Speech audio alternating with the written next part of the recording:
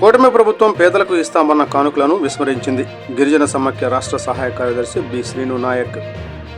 చిలకలూరిపేట. కూటమి ప్రభుత్వం అధికారంలోకి రావడం కోసం పాత సంక్షేమ పథకాలన్నీ పునరుద్ధరిస్తామని చెప్పి నేటికి అమలు చేయడం లేదని గిరిజన సమాఖ్య రాష్ట్ర సహాయ కార్యదర్శి బి శ్రీను నాయక్ అన్నారు. ఆదివారం ఆయన పాత్రికేయులతో మాట్లాడుతూ ప్రధానంగా క్రైస్తవ సోదరులకు క్రిస్మస్ కానుక, సంక్రాంతి కానుక, రంజాన్ తోఫా లాంటివి అందజేస్తామని తెలిపారు. నేటికి దాని మీద మాట్లాడకపోవడం ఆశ్చర్యం కలిగిస్తుందన్నారు.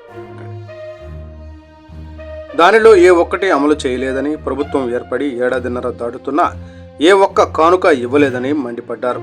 తమ ప్రభుత్వం అన్ని వర్గాల ప్రజల సంక్షేమం కోసం కృషి చేస్తున్నామని చెప్పే మాటలు నీటి మీద రాతలు లాంటివి అని ఆగ్రహం వ్యక్తం చేశారు. పాస్టర్లకు గౌరవ వేతనం ఇచ్చి చేతులు దులుపుకుందన్నారు. జనవరి 2026 సంక్రాంతికి కానుక ఇస్తారో లేదో ఆందోళనలో ప్రజలు ఉన్నారన్నారు. తమ పాలన సంతృప్తిగా లేదని, ఇటీవల కాలంలో ప్రజలకు వచ్చిన ఫోన్ కాల్స్ ప్రత్యేక నిదర్శనమని దుయ్యబట్టారు. ఇచ్చిన హామీలను అమలు చేయకపోతే జిల్లా కలెక్టర్ కార్యాలయాల ముందు ధర్నా, నిరసన లాంటి కార్యక్రమాలు చేస్తామని కూటమి నేతలను హెచ్చరించారు. కూటమి ప్రభుత్వం ఎన్నికల్లో గెలవడం కోసం ఆనాడు బడుగు బలహీన వర్గ ప్రజలైనటువంటి వారందరికీ అనేకమైనటువంటి హామీలు ఇచ్చింది. దానిలో భాగంగా క్రైస్తవ సోదరులందరికీ క్రిస్మస్ కానుక, అలాగే సంక్రాంతి కానుక, రంజాన్ తోఫా లాంటివి కానుకలు అందజేస్తామని చెప్పేసి ఆనాడు పరకాలపాలు పలికినటువంటి నేతలు ఈరోజు దాని మీద మాట్లాడకపోవడం అనేది చాలా ఆశ్చర్యకరమైనటువంటి విషయం.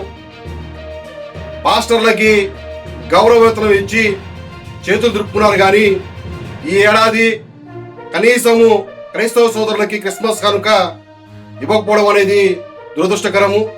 అదేవిధంగా వచ్చే ఏడాది సంక్రాంతి పండుగ అనేది దేశవ్యాప్తంగా ఉన్నటువంటి తెలుగు ప్రజలు, అదేవిధంగా 2 తెలుగు రాష్ట్రాల ప్రజలు ఎంతో అట్టహాసంగా, ఎంతో ఉల్లాసంగా జరుపుకుంటా ఉంటారు. ఆ సంక్రాంతి కానుక కూడా ఇస్తారో లేదో అని చెప్పేసి చాలా మంది ప్రజలు ఆందోళన వ్యక్తం చేస్తూ ఉన్నారు. కనీసం సంక్రాంతి కానుక కూడా ఇస్తే బాగుండదని చెప్పేసి కూటమి ప్రభుత్వాన్ని మేము తెలియజేస్తా ఉన్నాం.